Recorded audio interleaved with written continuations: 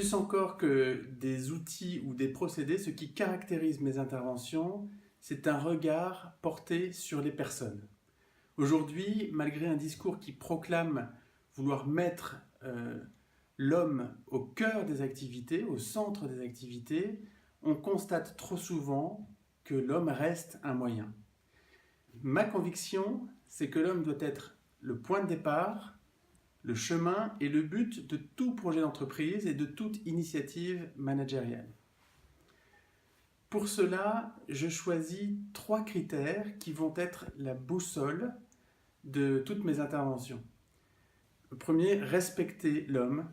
Le second, respecter l'environnement. Le troisième, garder le cap du sens et de la cohérence. Le premier critère, respecter l'homme, se traduit par le choix de considérer toute personne comme dépositaire d'une dignité absolue et inconditionnelle, mais aussi de considérer toute personne comme porteuse de dons uniques, de talents singuliers pour elle-même, pour son environnement immédiat et pour la progression du bien commun. Le deuxième critère, respecter l'environnement, est une conséquence du premier critère. On ne peut respecter authentiquement et intégralement l'homme sans respecter authentiquement et intégralement l'environnement. Je crois que l'homme a une place et une responsabilité unique et singulière au cœur de son environnement. Je considère donc que respecter et protéger l'homme suppose de respecter et de protéger son environnement.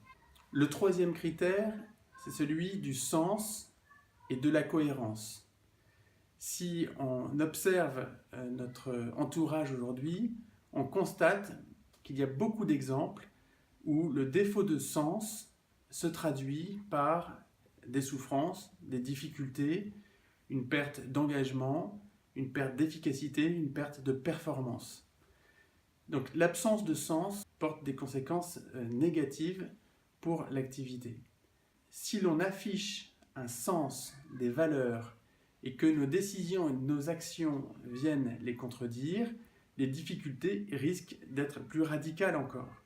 C'est pourquoi le troisième critère que je retiens est celui de la vigilance au sens et à la cohérence.